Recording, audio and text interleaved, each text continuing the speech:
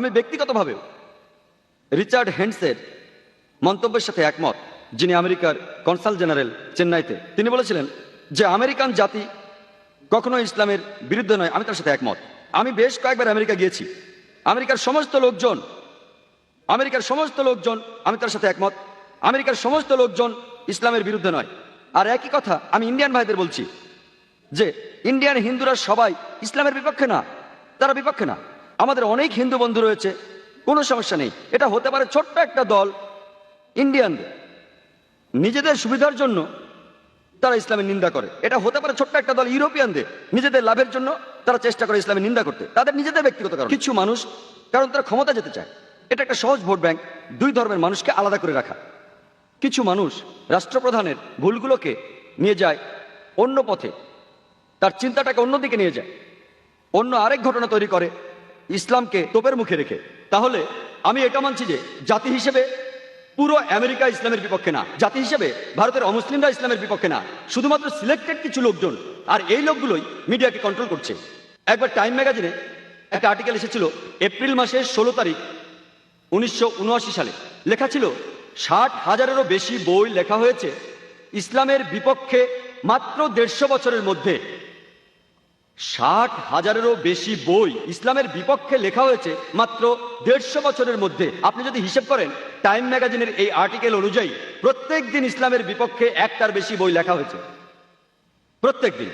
আর media, আমি মিডিয়াকে দোষ দেবো আর দোষ দেবো পলিটিশিয়ানদের। আমাদের আজকের এই সমস্যার জন্য আমার মতে দায়ী এই সমস্যার জন্য মিডিয়া আর পলিটিশিয়ানরা।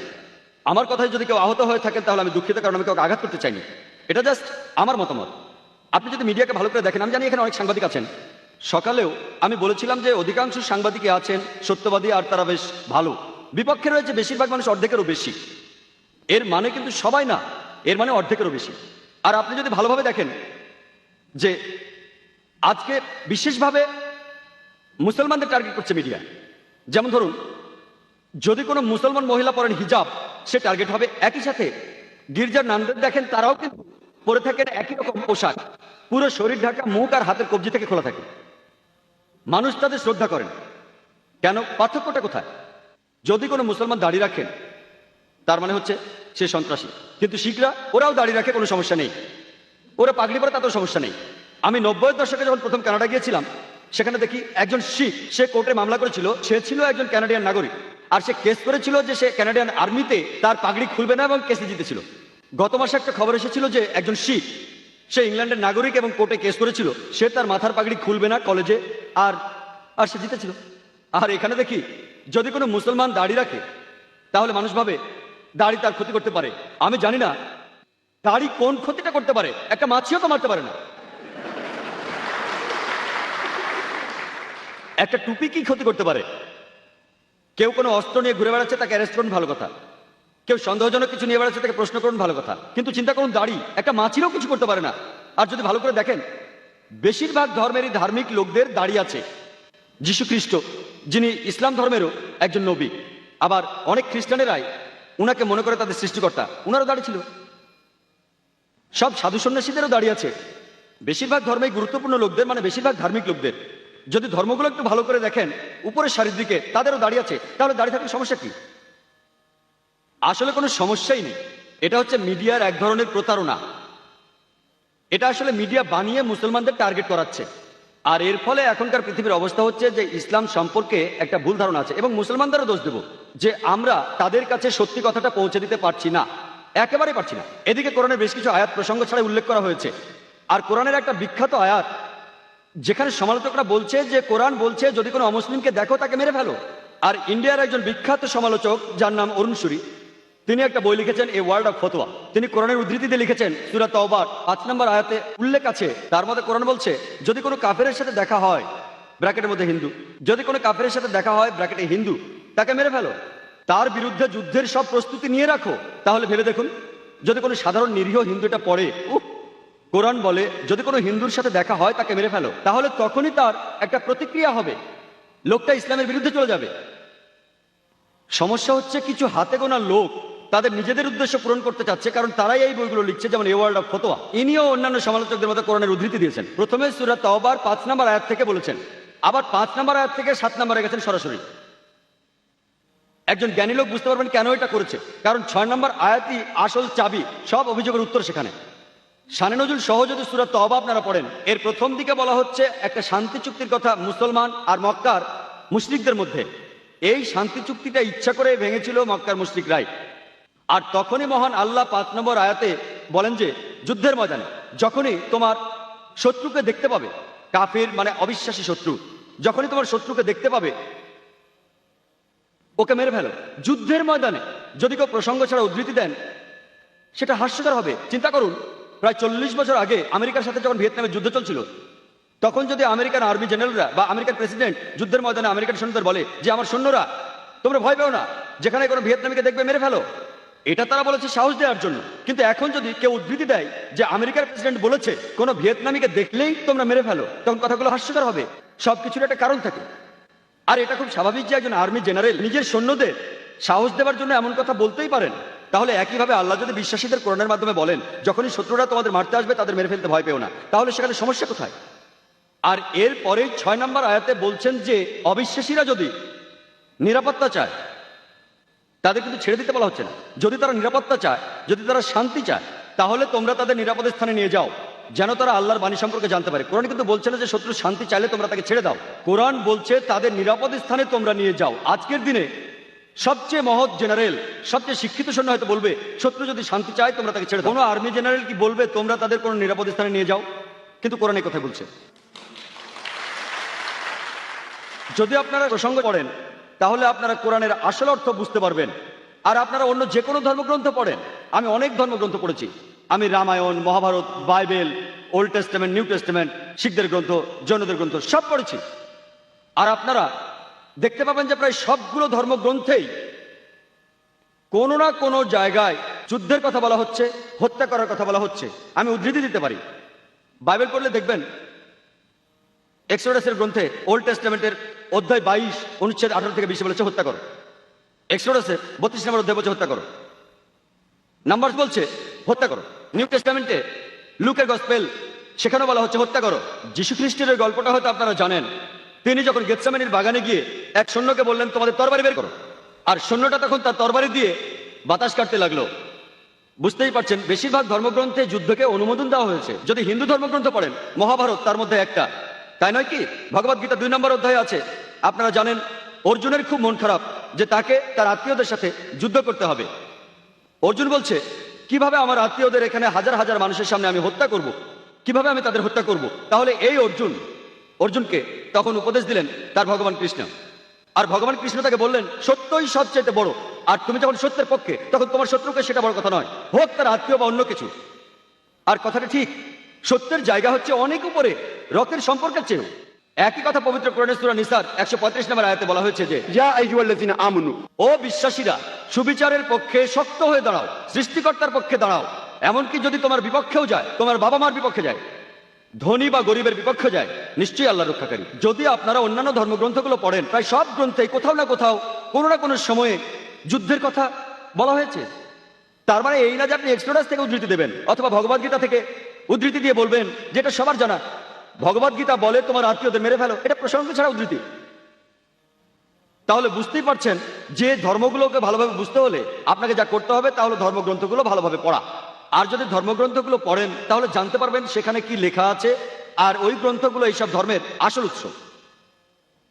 আপনারা জানেন যে পবিত্র কোরআনের সূরা আল মায়দার আয়াত নম্বর 32 বলছে যদি কেউ কাউকে হত্যা করে, হোক সে মুসলিম বা অমুসলিম, যদি সেটা খুনের অপরাধ বা অন্য কোনো অন্যায়ের জন্য না হয়, তাহলে সে যেন পুরো মানুষ জাতিকে হত্যা করলো। কোরআন বলছে যদি কোনো মানুষ, হোক সে মুসলিম বা অমুসলিম, কাউকে হত্যা করে, হোক সে মুসলিম বা অমুসলিম, সেটা যদি খুনের অপরাধ বা অন্য কোনো অন্যায়ের জন্য না হয়, তাহলে সে যেন পুরো মানুষ জাতিকে হত্যা করলো। এখানে আরো বলা হয়েছে আর যদি কেউ কোনো মানুষকে বাঁচায়, তাহলে সে যেন পুরো মানুষ জাতিকে রক্ষা করলো। আর যখন কিতালের কথা আসে, আল্লাহ তাআলার পথে যুদ্ধ করার নামই হলো কিতাল। সেখানেও আছে কিছু নিয়ম কানুন।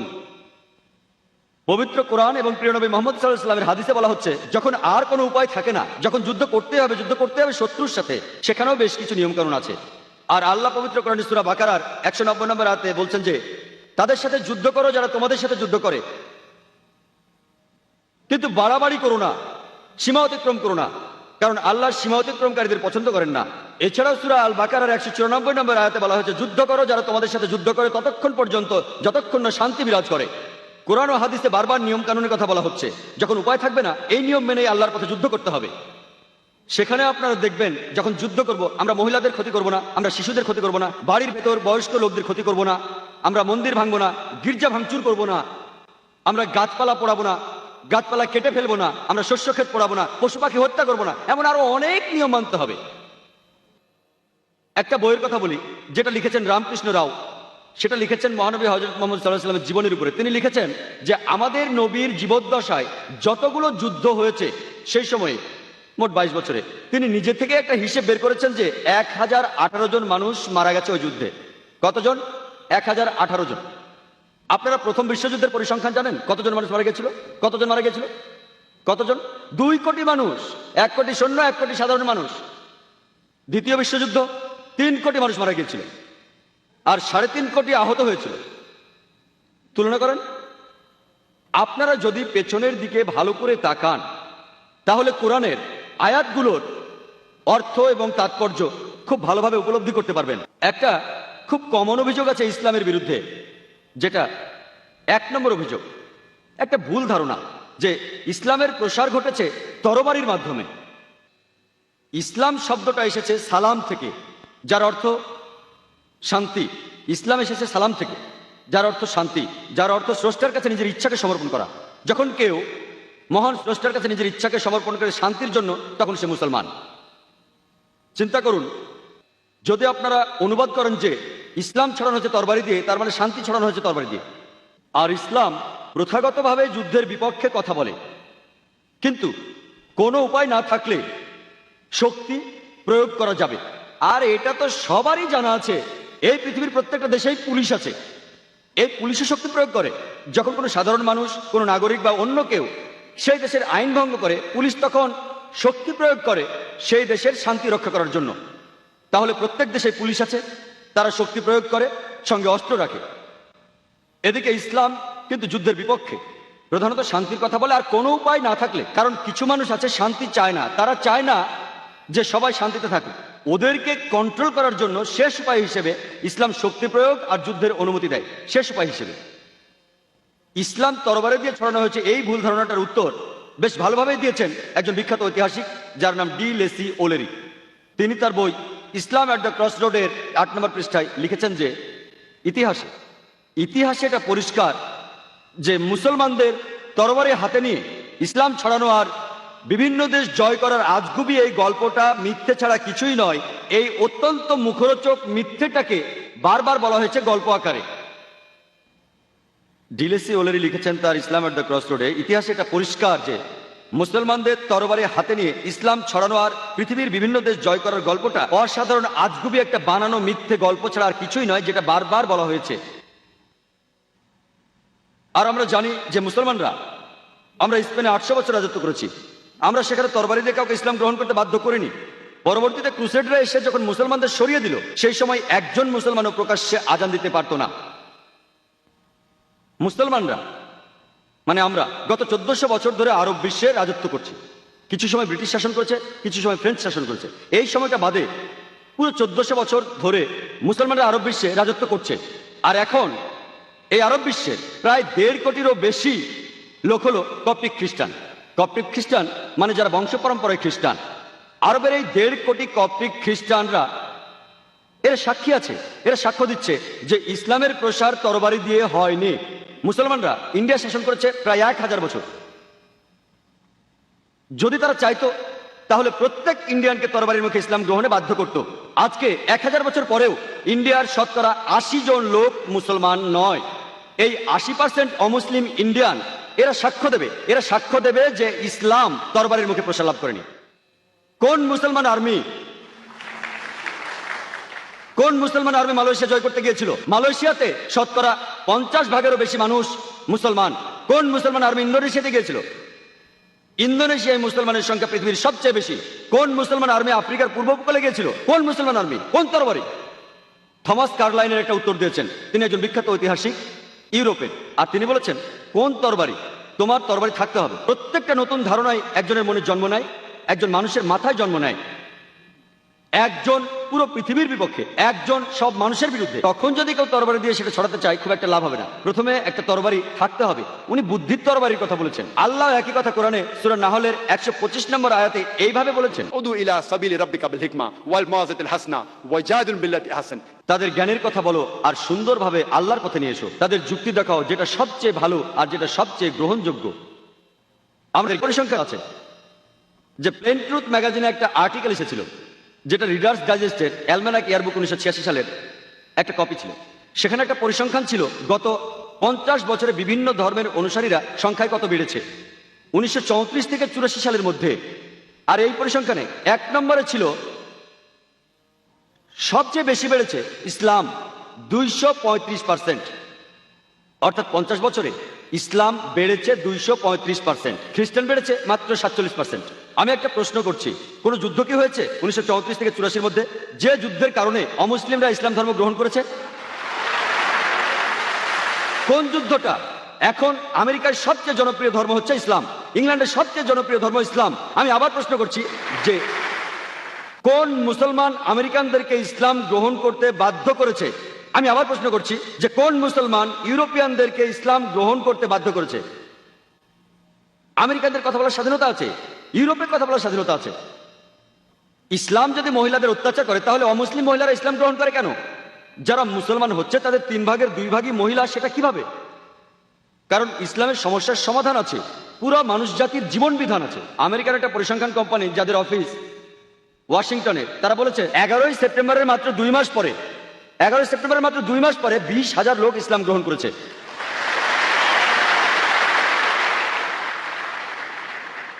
এবং 9 সেপ্টেম্বর সেখান থেকে চলে যায় মাত্র 2 দিন আগে, না হলে হয়তো আমাকে আপনারা দেখতেন। আমি তখন ছিলাম ইংল্যান্ডে। আর 11 সেপ্টেম্বর পরে মাত্র 5-6 মাসের মধ্যে আমাকে 3-4 বার ডাকা হয়েছে সন্ত্রাসবাদের উপর কথা বলার জন্য। এটা তো ভালোই, কাজটা খারাপ ছিল, ওই কাজটা খারাপ ছিল।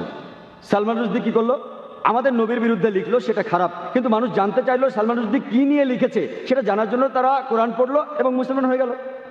আজকের দিনে আমেরিকায় এটাও পরিসংখ্যান, আমেরিকারই একটা প্রধান খবরের কাগজ দ্য নিউ ইয়র্ক টাইমসে বলেছে এখন আমেরিকানরা জানতে চায় যে মুসলমানদের বাইবেল পাওয়া যায় কিনা। তারা জানেও না আমাদের পবিত্র গ্রন্থ কোরআন, তারা মুসলমানদের বাইবেল পড়তে চায়। এটা ভালোই তো। আর যখনই তারা সত্যের মুখোমুখি হবে, যে আয়াতটার কথা আমি তখন বলছিলাম, পবিত্র কোরআনের সূরা ইসরার 81 নম্বর আয়াতে আছে যে ওয়াকুল জাল হক ওয়া যাকাল বাতিল ইন্নাল বাতিলা কানা যাউকা। যখন সত্যের সামনে মিথ্যে দাঁড়ায়, মিথ্যে ধ্বংস হয়, কারণ মিথ্যে হলো খারাপ আর খারাপ ধ্বংস হবেই। আমাদেরকে ব্যবহার করতে হবে বুদ্ধির তরবারি, যুক্তির তরবারি, যেটা মানুষের মন জয় করে। আর আল্লাহ সুবহানাহু ওয়া তাআলা মহান স্রষ্টা, তিনি প্রতিজ্ঞা করেছেন কোরআনে 3 বার বিভিন্ন জায়গায় তিনি বলেছেন। সূরা তাওবার মধ্যে তিনি বলেছেন 33 নম্বর আয়াতে, সূরা সাফের মধ্যে তিনি বলেছেন 9 নম্বর আয়াতে, সূরা ফাত্তার 28 নম্বর আয়াতে তিনি বলেছেন। এই কথাগুলো তিনি 3 জায়গায় একইভাবে বলেছেন। হুয়াল্লাযী আরসালা রাসূলাহু বিল হুদা ওয়াদ দীনুল হক লিইয়ুযহিরাহু আলা দ্বীনি কুল্লি ওয়ালাউ কারিহাল মুশরিকুন। আল্লাহ তার দূত পাঠিয়েছেন পথ নির্দেশ আর সত্যের ধর্ম দিয়ে, যে ধর্ম অন্য সব ধর্মের উপরে, আর ইসলাম ধর্ম হচ্ছে অন্য সব ধর্মের উপরে।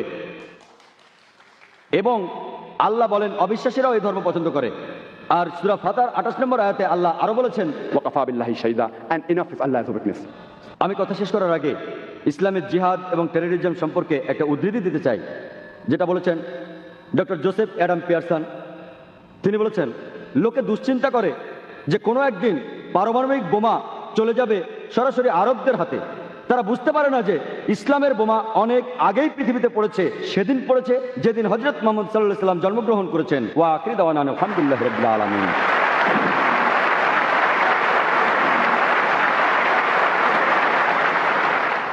আমরা এখন শুরু করতে যাচ্ছি অনুষ্ঠানের সবচেয়ে আকর্ষণীয় পর্ব, সেটা হচ্ছে প্রশ্নোত্তর পর্ব। দয়া করে একটার বেশি প্রশ্ন করবেন না। আমরা প্রথম প্রশ্ন দিয়ে শুরু করছি। স্যার, আমার নাম ওয়াসিগ্রেন, আমি একজন খ্রিস্টান। আমরা শুনেছিলাম যে ক্রুসেডাররা যে ক্রুসেডে গিয়েছিল সেগুলো ছিল পবিত্র যুদ্ধ। আমি একজন খ্রিস্টান স্যার, একজন সাংবাদিক। আমরা জানতাম যে ক্রুসেডাররা যে ক্রুসেডে গিয়েছিল সেগুলো ছিল পবিত্র যুদ্ধ, কিন্তু এখন আমরা জানি যে এই ক্রুসেডগুলো কিভাবে নিরীহ মুসলমানদের উপর সন্ত্রাস চালিয়েছিল। এভাবে কি বলা যায় না যে এই ক্রুসেড থেকেই ধর্মীয় সন্ত্রাসের শুরু?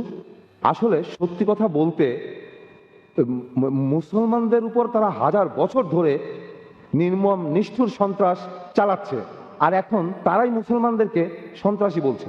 ইউরোপিয়ান আর আমেরিকানরা ক্রুসেডকে, পবিত্র যুদ্ধ আর ধর্মপ্রাণ মুসলমানদেরকে সন্ত্রাসী বলছে কেন স্যার? প্রশ্নটা আপনি ভালোই করেছেন। উনি একজন খ্রিস্টান, তিনি নিজেই বললেন যে উনি জানতেন ক্রুসেড হচ্ছে পবিত্র যুদ্ধ। আমিও আপনাদের বলেছি মুসলমানেরা এই পবিত্র যুদ্ধকে বলেছে জিহাদ। এক এক জায়গায় এক এক নাম। আর যুদ্ধ যখন ক্রুসেড, তখন মানুষের সামনে এটাকে তুলে ধরা হচ্ছে যে এটা একটা পবিত্র যুদ্ধ।